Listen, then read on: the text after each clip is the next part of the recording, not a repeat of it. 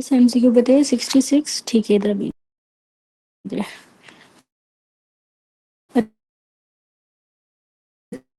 अच्छा 66 यानी कि pump activities associated with which hormone insulin, लेकिन abdominal wall likely injury to beta spongy urethra. अच्छा ये आप लोगों ने ना याद करने के पास ना इसकी पिक्चर थी, लेकिन अब मुझे ढूंढनी पड़ेगी।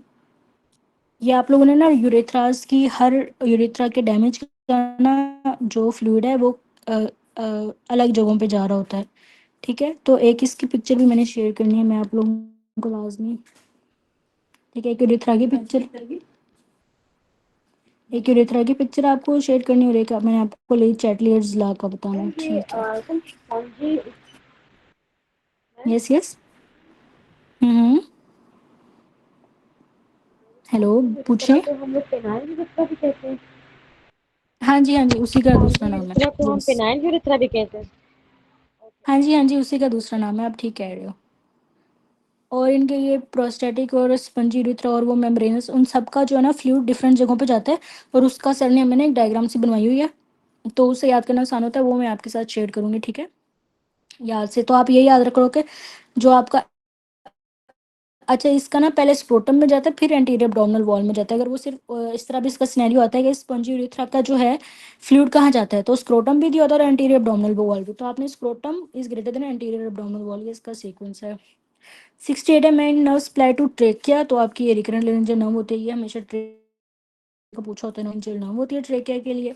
Temperature 106 degree Fahrenheit and humidity 10%, heat loss from the body will be through C. अच्छा ह्यूमिडिटी का जब भी वो पूछते ना तो आपने कन्वेक्शन को करना है। ये पूरा को एक्सप्लेनेशन लिखी होती है, बॉडी नेकेड है तो रेडिएशन से अगर वो किसी कंडक्टर को टच कर रही है तो वो कंडक्शन से इस तरह से ना, तो अगर वो ह्यूमिडिटी जब दे रहे होते हैं लेकिन ना तो मैम फिर उसके मुताबिक जो है कभी भी आंसर जो है वो सही मार्क नहीं किया हाँ होता, वो अगर हम उसे ऑप्शन नहीं एक्सप्लेनेशन ठीक करें। होता। हाँ आप बिल्कुल ठीक है, उसमें कभी ऑप्शंस नहीं वो दिया होता जो बनता है, तो हमने नियरली को चूज करना होता है, तो वो ये एमसीक्यू बस इसी तरह से जो है ना कंट्रोवर्शियल से बन जाता है। लेकिन नहीं कोई बात नहीं, जब ह्यूमिडिटी 10% दी हुई है, टेम्परेचर दिया हुआ है और उन्होंने कुछ भी जिक्र नहीं किया, तो आप कन्वेक्शन चूज कर लो, ह्यूमिडिटी सिर्फ दी हुई है। ठीक है, अच्छा 70 है nerve supplying medial pterygoid supply which other muscle. अच्छा मीडियल टेरिगोइड आपका क्या है, ये मसल ऑफ मेस्टिकेशन में आता है ना, मीडियल टेरिगोइड ये आपका माउथ क्लोज करता है ड्यूरिंग जब आप वो मेस्टिकेशन कर रहे होते हो, और मेस्टिकेशन आपके muscles of mastication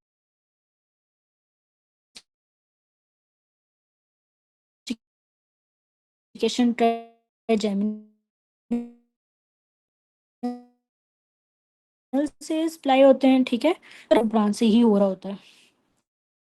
medial pterygoid की जो नर्व सप्लाई है वो किस और मसल के नर्व सप्लाई है, वो आपके टेंसर विलाई पैलेटिनी के नर्व सप्लाई है। अच्छा एक्सप्लेनेशन देख लेते हैं, mandibular nerve supply following mastication, ये इसके अंदर आता है। ठीक है, mastication muscle of facial expression आपकी फेशियल नर्व। अच्छा और मजीद मसल्स जो हैं वो टेंसर विलाई पैलेटिनी, टेंसर विलाई टेम्पिनी और माइलोहायोइड, इन सबको सप्लाई करते हैं आपके मैंडिबुलर ऑफ ट्राइजेमिनल। 71 है a patient after humerus fracture there is loss of sensation of hand and unable to open fist due to damage of which nerve radial। अच्छा आपकी fist open किस तरह से होगी, जब आपकी एक्सटेंशन होगी। ठीक है, अच्छा अब मुझे बताएं कि रेडियल नर्व डैमेज है आपके, ठीक है फर्स्ट है, तो फिर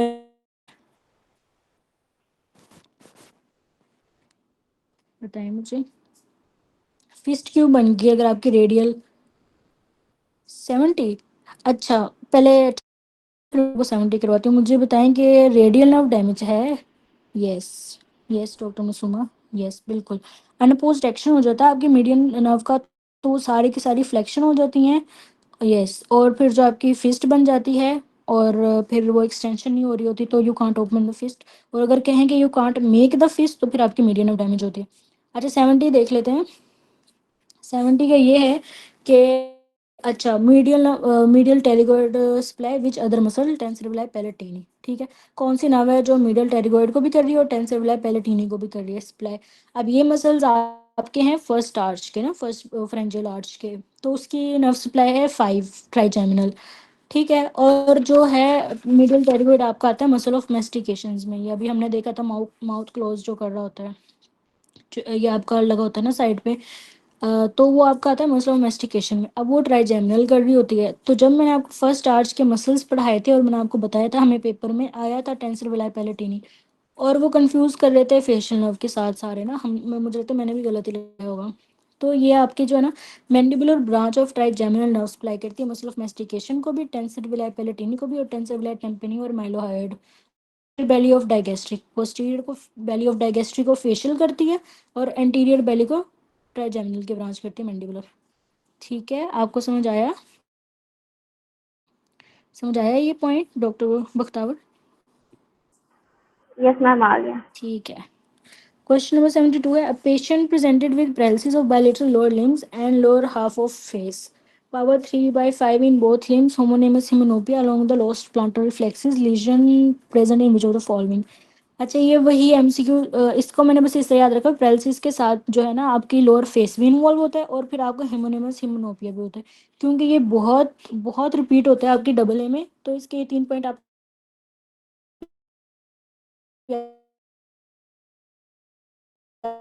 याद करिए। आपका अनक्रोच हेमिप्लेजिया का होता है, इसमें एक तो आपकी पैरालिसिस दी होती है, दूसरा लोअर फेस इन्वॉल्व होता है आपका, और जो तीसरा है वो आपका जो ना हिमोनिमस हिमोनोपिया दिया होता है।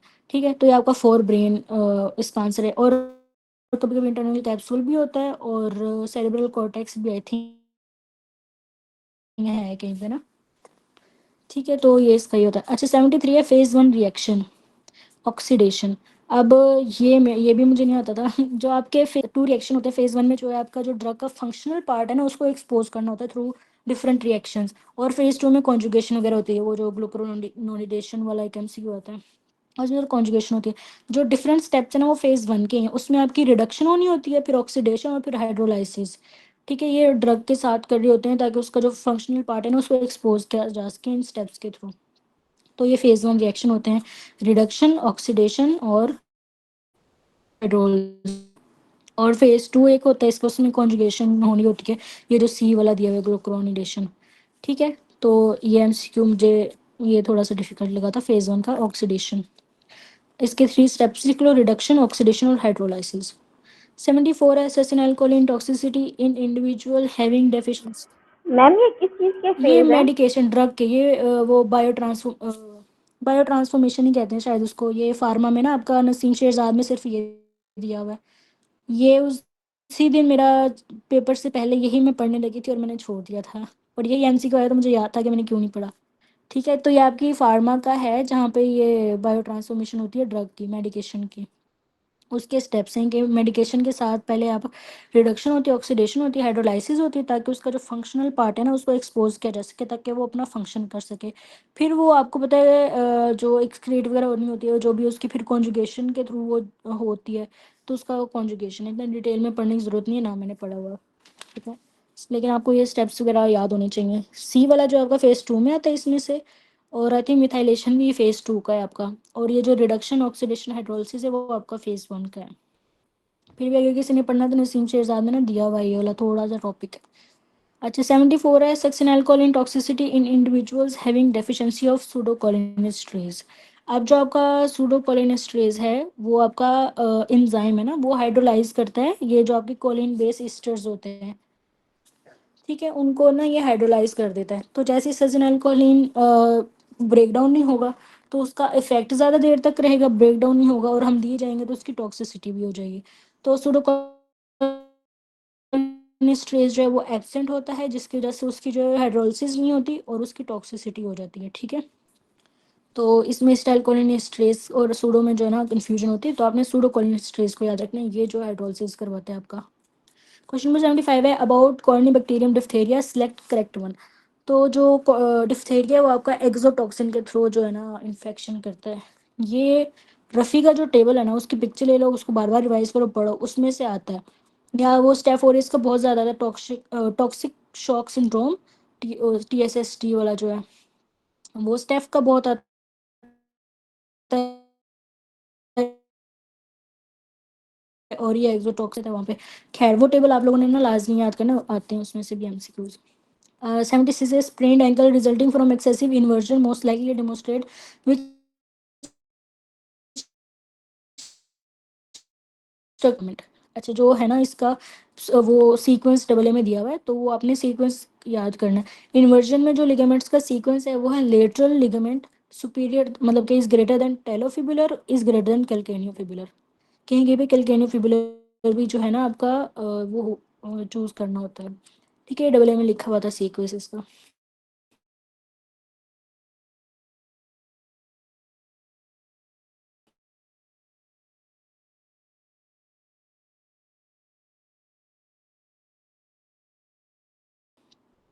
इन्वर्जन में आपने सबसे पहले लेटरल लिगामेंट को करना है, ना हो तो टेलोफिबुलर, ना हो तो कैल्केनियोफिबुलर।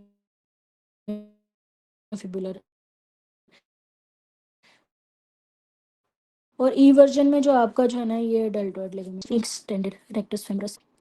अच्छा अब मैं आपको बताती हूँ जो रेक्टस फेमरस है ना उसका एक्शन। जब आप लोगों ने परेड देखी है ना, वो जब बिल्कुल सल्यूट करते हैं और लेग बिल्कुल हवा में स्ट्रेट, फेमरस का वो एक्शन है कि उसकी फ्लेक्शन हुई है हिप पे और एक नी जो है उसकी एक्सटेंडेड है। ठीक है, आगे की तरफ टांग है, मतलब कि थाई जो है वो हिप फ्लेक्शन है, और फिर वो नी स्टेप तो रेक्टस फेम है ना वो जो उसका वो स्टैचू क्या कहते हैं स्टेटस, जो वो आप याद कर लोगे उसकी पोजीशन जो होती है वो बिल्कुल हवा में टांग स्ट्रेट, और वो सल्यूट कर रहे होते हैं। ये इसकी पिक्चर वाली जो होती है पोजीशन वो आपके रेक्टस फेमरस की वजह से होती है। और जो हिप और नी दोनों को फ्लेक्स करवा रहा होता है वो आपका sartorius होता है। ठीक है, और अगर आपकी हिप फ्लेक्स है, नी एक्सटेंड है, ये वही रेक्टस फेमरस होता है आपका। और जो सेमिटेंड जो आपकी हिप एक्सटेंड है और नी फ्लेक्स है, मतलब हिप टांग पीछे की तरफ है थाई, और जो नी है वो फ्लेक्स है, वो अंदर की तरफ बंद है। जो आप किक करने के लिए, जो जैसे फुटबॉलर ये जो किक करने के लिए वो पोजीशन होती है, वो आपकी सेमी टेंडनोसिस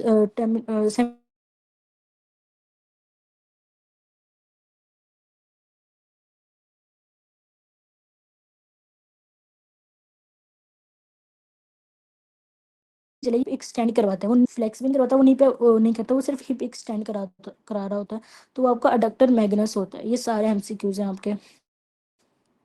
जब आपकी परेड वाली पोजीशन होती है तो रेक्टस फेमरस होता है उसमें, थाई आगे की तरफ का मतलब है हिप फ्लेक्शन, और नी एक्सटेंड का मतलब है नी एक्सटेंडेड। रेक्टस फेमरस हो गया, और दोनों पे फ्लेक्शन जो करवा रहा होता है वो आपका sartorius करवा रहा होता है, और हिप एक्सटेंड पीछे की तरफ और नी फ्लेक्स। तो ये आप जैसे फुटबॉल किक करने लगते हैं, वो तो वो सेमी टेंडनस की वजह से हो रहा होता है। और जो सिर्फ एक ही काम करता है, जो अडक्टर मैग्नस है, जो मैगा है, वो एक ही काम करता है, उसकी चलती है, वो सिर्फ हिप एक्सटेंड करवा रहा होता है।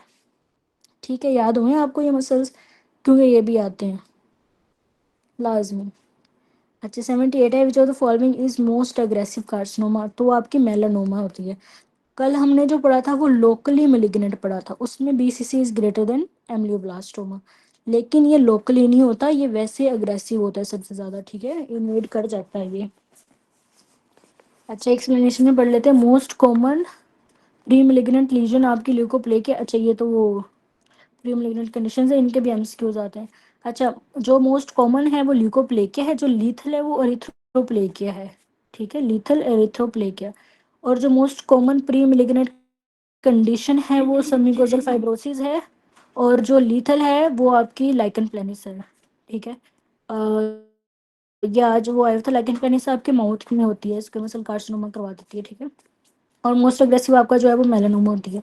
79 है, injury result in damage to anatomical snuff box, unable to move thumb, unable to abduct wrist, which muscle of extensor compartment is damage on lateral side.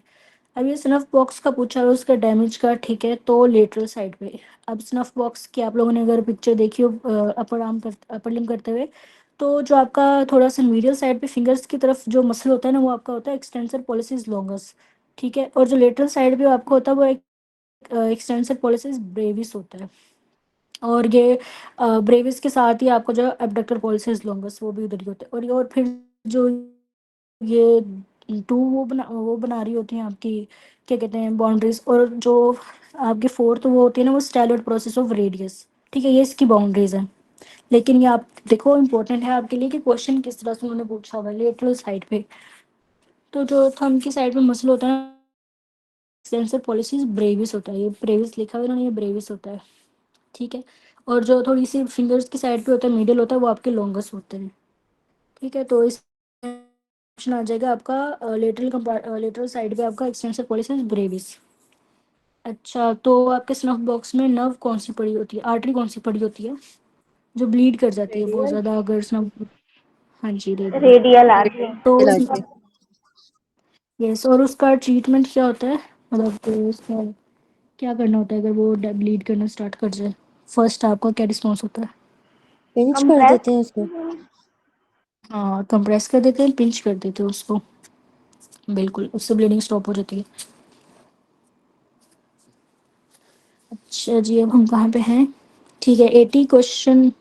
अच्छा 80 पे, हाँ, अब patient got trauma lower limb zero.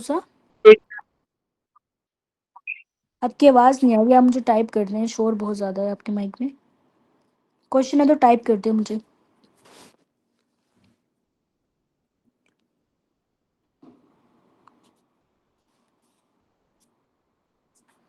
अच्छा, अच्छा ये है patient got trauma lower limb and there is loss of sensation of knee with pain extending to toe which no will be damage saphenous. अब आप लोगों ने लोअर लिम्ब करते हुए अगर देखा होगा ना नर्व्स का रूट या उस, तो आपकी ये एक तो ब्रांच होती है आपकी फेमरल नर्व की, ठीक है, ऊपर से ये सिर्फ सेंसरी आपकी नर्व है, और ये इससे एक स्टार्ट होती है और आपकी टोज तक जाती है और मीडियल साइड पे ही रहती है ये आपकी, और ये सेंसरी नर्व। तो इधर इन्होंने यही पूछा हुआ है कि मीडियल साइड ऑफ नी पे होती है और टोज तक उसका पेन लॉस ऑफ सेंसेशन है उसकी। ठीक है, तो ये आपकी सेफनेस नर्व का रूट होता है, ये सेफनेस नर्व है आपकी। ठीक है, वो आपकी एक फेमरल की ब्रांच है और दूसरा वो है सेंसरी नर्व, और वो मीडियल साइड पे ही रहती है और वो नीचे तक आती है टोज तक। अच्छा 81 है, अ बॉय वाज टेकिंग अच्छा talking in classroom, teacher got irritated and asked him to lower pitch of voice, muscle responsible is which of the following? Thyroid, ये कल भी आया था, जो थायराइड एरेटिनॉइड है वो आपकी जो है वोकल कॉर्ड की लूजनिंग करता है, ठीक है, और जो क्रिको थायराइड है वो टेंस करता है। जो asked to lower the pitch which muscle is responsible in which is thyroarytenoid. अगर थायरोएरेटिनॉइड ना हो तो आपने फिर वोकैलिस चूज करना है। तो सी इज ग्रेटर देन ए, एक पे नहीं था तो उन्होंने वोकैलिस चूज किया हुआ था, तो फिर आप जो है वोकैलिस चूज कर लेंगे।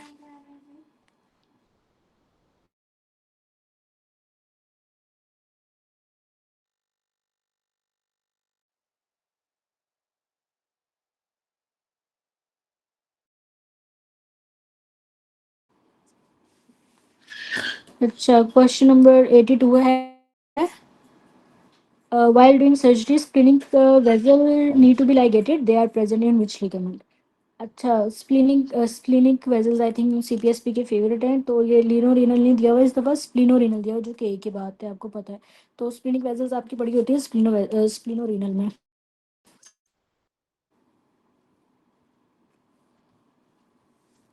अच्छा, नेक्स्ट है आपका 83 scientist see decrease DNA and cellular activity related to cellular ageing.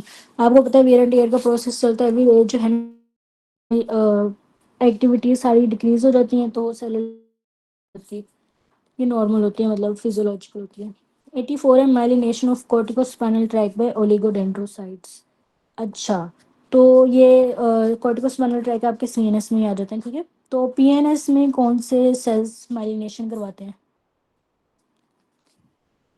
कौन सा है? Schwann cell. बिल्कुल, करें टाइप, सारे टाइप करें।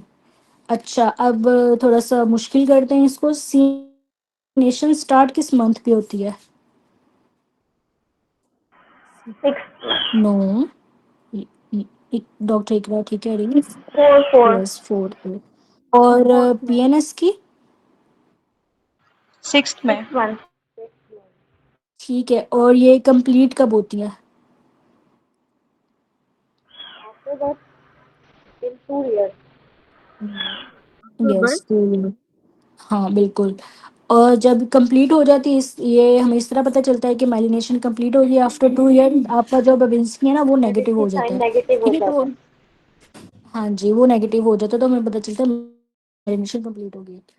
अच्छा जी, क्वेश्चन नंबर 85 है, female patient present with increase frequency and urgency was diagnose as UTI case. Okay, microscopy shows gram negative motile rods. ठीक है, urease positive, lactose non fermenting on MacConkey agar, likely organism is Proteus mirabilis. ये urease positive का जो है ना, ये Proteus का scenario आप लोगों ने पढ़ा होगा डब्ल्यू में बार बार, यूरियस पॉजिटिव। लेकिन यूरियस पॉजिटिव अभी हमने अभी पीछे भी पढ़ा हुआ है, उसका भी होता है वो ग्राम नेगेटिव रोड और यूरियस पॉजिटिव। तो इसमें जो उन्होंने डिफरेंशिएटिंग पॉइंट दिया हुआ है वो आपका lactose non fermenting on MECON के एंगर। तो इसका ये जो है इसके एक्सप्लेनेशन जो दी हुई है इसको भी आप लोग एक दफ़ा रीड दे दें, याद करने की कोशिश कर लें एटलीस्ट।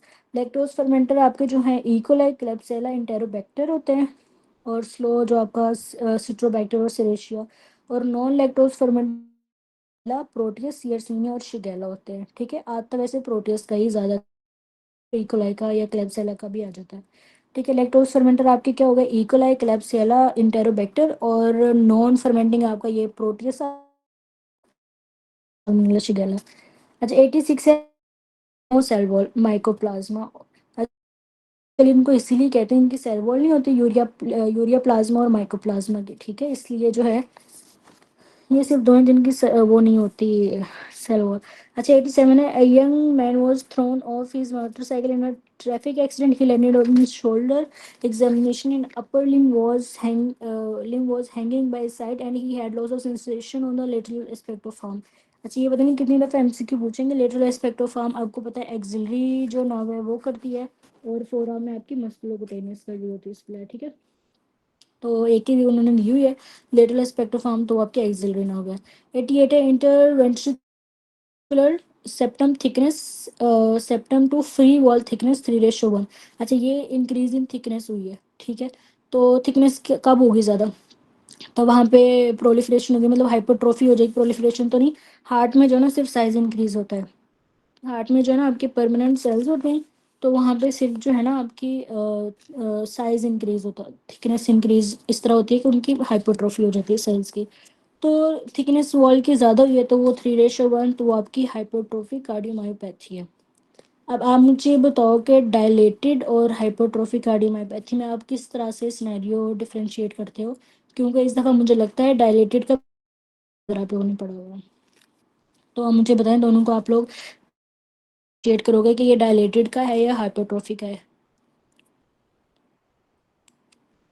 इनके नाम में इनके आंसर्स हैं वैसे। डायलेटेड में मैम वो हाइपरट्रॉफी, लेफ्ट वेंट्रिकल की हाइपरट्रॉफी होती है।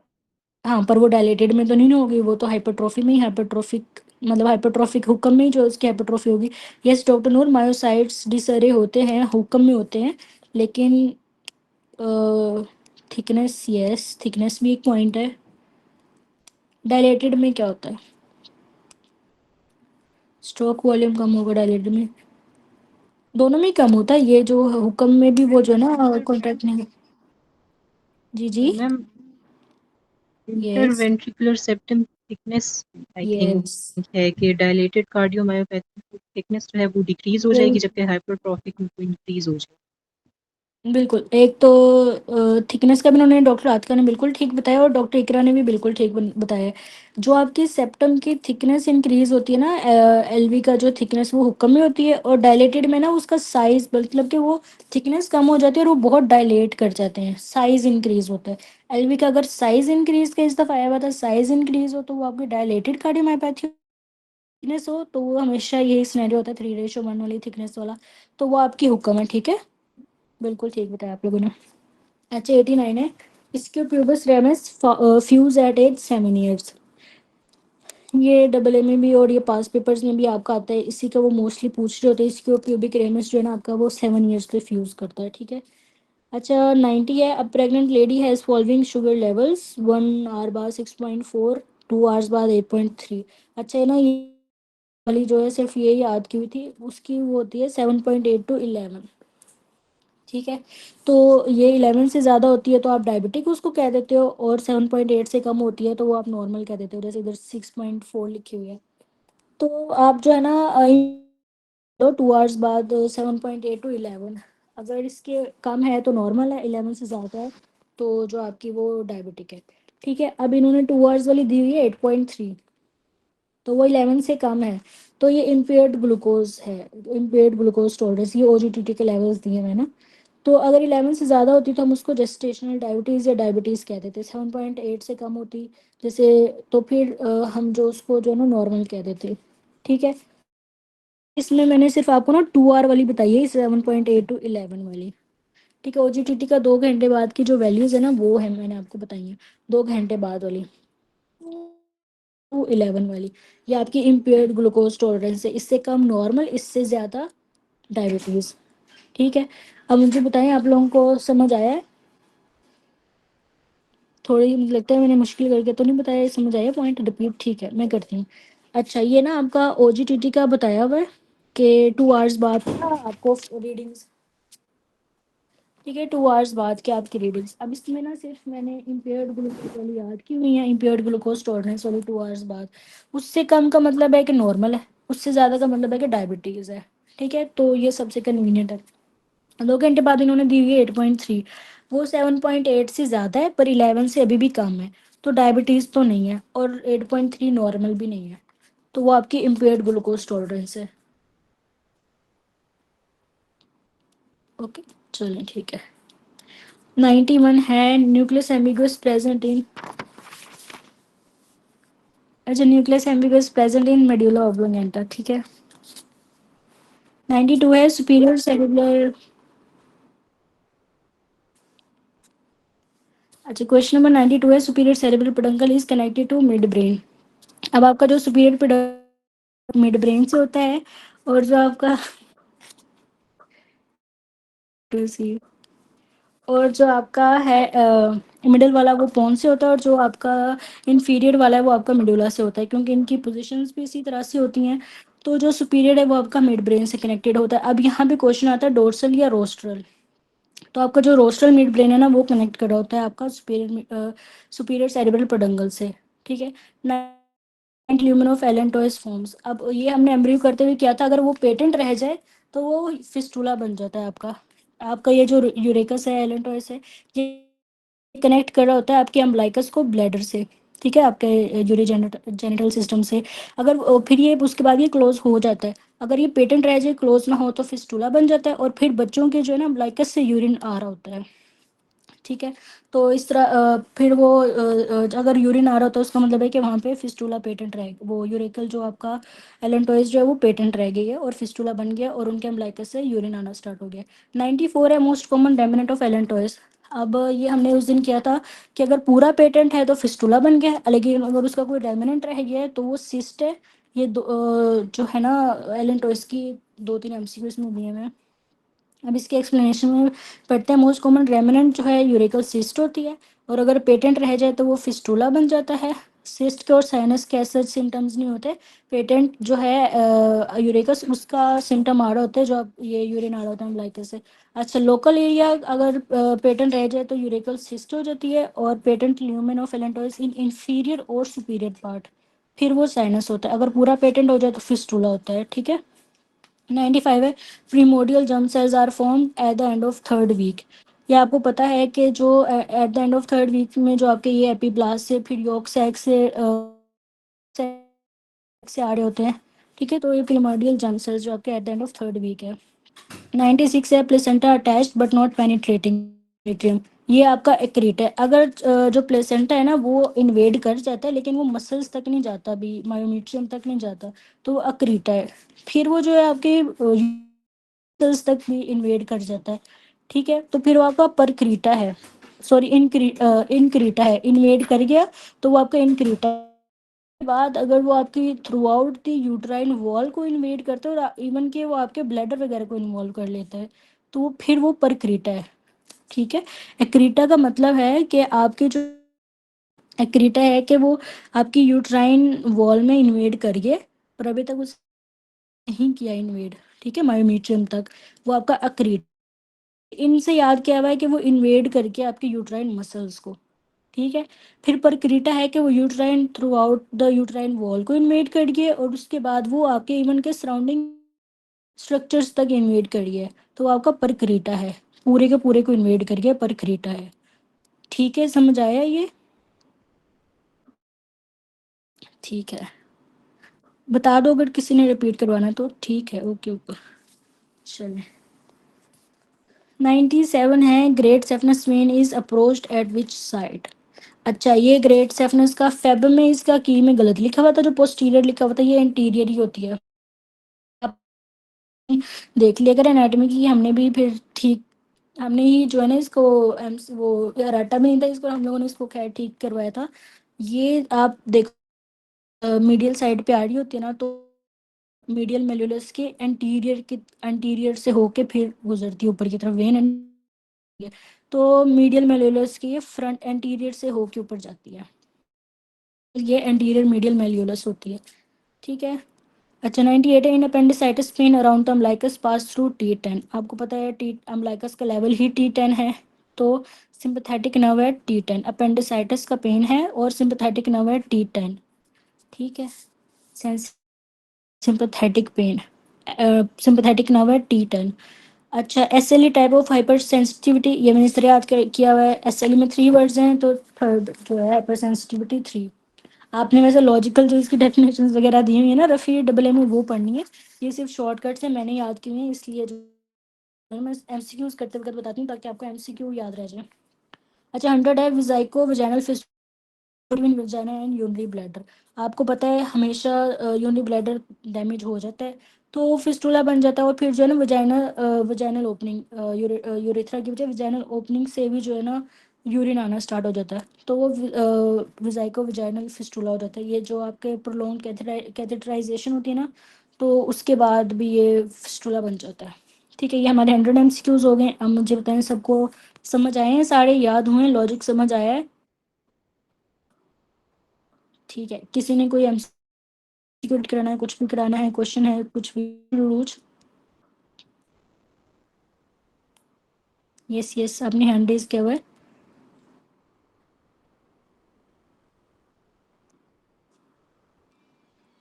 ओके ओके, ठीक है। डॉक्टर मुनीब, यहाँ से रिकॉर्डिंग स्टॉप करके ना प्लीज़ दोबारा स्टार्ट कर लें। आप हैं ना? आई होप आप मीटिंग में हैं। ठीक है, ओके। अच्छा जी, हम लोग अब स्टार्ट करते हैं 101 से। A patient has chronic chest pain, irregular pulse and diagnosed as AFib. He is unable to walk. आपको पता है AFib जो है बहुत मतलब कि कॉमनली इसके साथ एसोसिएटेड होता है कि वहाँ से जो है आपका एम्बोलाई लॉज हो जाता है कहीं ना कहीं पे। मतलब ये एफिब लाजमी जो है ना आपका थ्रोम्बस वगैरह बनाने में थ्रोम्बस बनाते हैं, क्योंकि एफिब की वजह से पूरा जो है ब्लड आपका पंप आउट नहीं होता, स्टेसिस होती है, तो उसका मतलब वहाँ से बस आपका स्टेसिस के बाद क्लॉट जो बन जाता है और फिर वो आगे जाके लॉज कर जाता है किसी ना किसी आर्टरी में। तो मतलब एफिब के साथ लाजमी एम्बोलाई वगैरह ना एसोसिएटेड होता है। He is unable to walk. Unable to walk आपको पता चल जाना चाहिए, ये एसी होगा आपका। एक के जो 2 लेग्स हैं नीचे की तरफ, वो लोअर लिम्ब समझे उनको आप। तो unable to walk and fall suddenly and can't reach his phone. Emboli from atrial fibrillation lodge in which. तो ये आपका ACA होती है। ठीक है, ACA में जाके एंटीरियर सेरेब्रल आर्टरी में जाके वो लॉज कर गई है। मोस्ट कॉमन पूछे तो वो आपका MCA होता है। ठीक है, क्योंकि आपके ब्रेन को मोस्टली पार्ट को ना MCA सप्लाई कर रही होती है। तो मोस्ट कॉमनली लो जो अगर पूछे आर्टरी तो आपकी MC होती है, लेकिन अगर इन्होंने इधर 7 सिम्टम्स दिए हुए हैं लोअर लिम्ब वीकनेस के, इज अनेबल टू वॉक, तो आपने फिर ACA लगाना है। 102 है, एसोफेगस में B compressed by the enlargement of which structure. अभी आपको